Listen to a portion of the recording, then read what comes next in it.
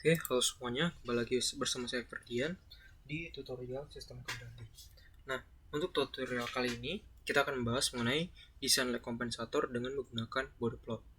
Jadi, awalnya kita diberikan tadi skill assessment yang pertama, yaitu open loop system K kali S kali S plus 50 dengan S plus 120. Kemudian diberikan suatu tambahan, yaitu kita ingin mengimprove agar error steady state-nya bernilai 10 volt. 10 volt yang dimaksudkan di sini adalah besar error steady state-nya itu 1/10 dari error steady state sebelumnya. Nah, tapi dengan memperhatikan agar overshoot-nya itu tetap 20% atau transientnya tetap. Oke, kita lakukan design lag. Jadi ada dua spesifikasi yang kita ingin penuhi dengan mempertahankan percent overshoot 20% dan error steady state yang sebesar 10 volt. Dari pembahasan sebelumnya kita ketahui bahwa nilai K yang kita dapatkan itu adalah 194.200. Kemudian error steady state 10 volt ini melambangkan bahwa error steady state yang baru terhadap yang lama itu sebesar 1/10. Nah, apa efeknya? Efeknya adalah nilai KV action atau konstan error untuk velocity akan berada di nilai 10 kV. Sehingga KV yang kita dapatkan adalah 194.200 per 50 dikali 120 atau bernilai 32,36. Ini untuk sistem yang inisial. Nah, untuk sistem yang baru atau bernilai 10 kV berarti bernilai 10 dikali 32,36 sehingga mendapatkan nilai 323,6. Kemudian, nilai KV action tadi juga mempengaruhi besar nilai K yang sebelumnya 194.200 sekarang berubah menjadi 1.942.000. Nah, dari kedua hal tersebut kita mendapatkan uncompensated system yang baru, yaitu 1.942.000 per S dikali S plus 50 dikali S plus 120. Yang berubah di sini hanyalah K-nya saja. Kemudian, selanjutnya, syarat yang kita ingin penuhi adalah percent overshoot sebesar 20%. Seperti teman-teman tahu, percent overshoot 20% itu merupakan nilai damping ratio atau zeta sebesar 0,456. Nah, 0,456 dengan phase margin sebesar 48,1 derajat seperti pada pembahasan sebelumnya.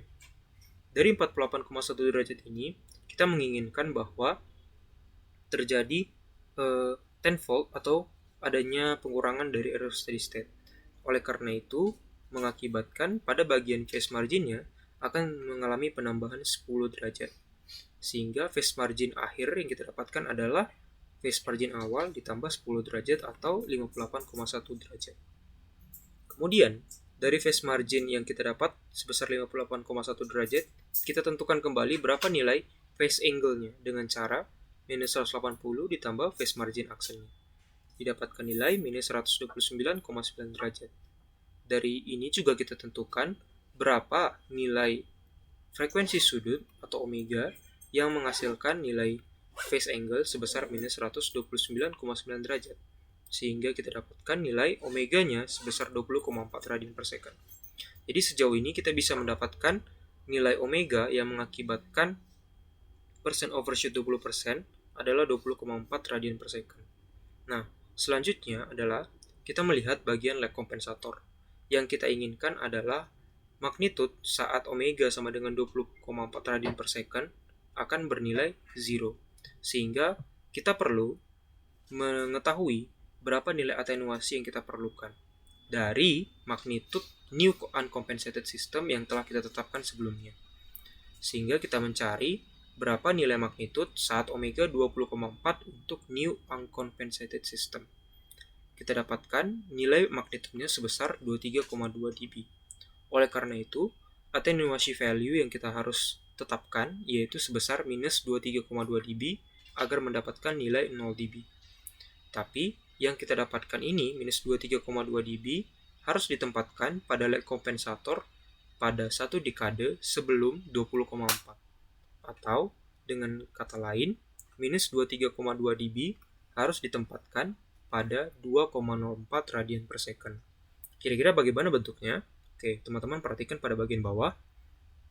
Untuk lag kompensator, jadi kita lihat awalnya dia berada di minus 23,2 dB untuk 2,04 radian per second. Maka ini melambangkan Z kompensatornya. Artinya awalnya dia yang tetap, kemudian karena pengaruh pol kompensator dia turun, kemudian karena ada Z kompensator dia akan naik kembali. Nah, yang menjadi pertanyaan adalah bagaimana caranya kita menentukan berapa nilai pol kompensatornya. Seperti yang kita tahu, bentukan awalnya dari suatu kompensator sistem adalah Kc dikali S plus Z kompensator per S plus pol kompensator. Nah, kita menentukannya dengan cara mengetahui bahwa lag kompensator merupakan suatu sistem yang mempunyai satu pol, sehingga rate penurunan yang terjadi adalah minus 20 dB per decade. Nah, minus 20 dB per decade akan menjadi gradien dari grafik yang akan kita cari, sehingga minus 23,2 dikurang 0 atau delta perubahan dari magnitudenya dibagi dengan berapa besar dekade yang terjadi untuk menghasilkan minus 20 dB. Sehingga kita dapatkan jumlah dekadenya sebesar 1,16 dekade atau senilai 11,6 derajat. Nah, nilai M tersebut akan kita bagi terhadap 2,04 sehingga kita dapatkan nilai 0,175 yang akan diassign sebagai nilai pol kompensator. Nah, karena kita sudah mendapatkan sistem S plus Z kompensator dan S plus pol kompensator, sekarang saatnya adalah menentukan berapa nilai konstanta kompensatornya.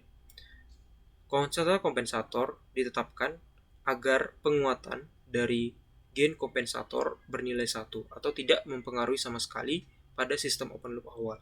Sehingga kita lakukan dengan membalik, yaitu pol kompensator per Z kompensator untuk mengakibatkan nilai magnitud yang bernilai 1.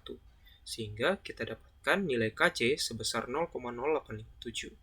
Sehingga saat kita susun ke dalam, kita dapatkan sistem kompensator sistemnya, yaitu 0,0857 dikali S plus 2,04 per S plus 0,175.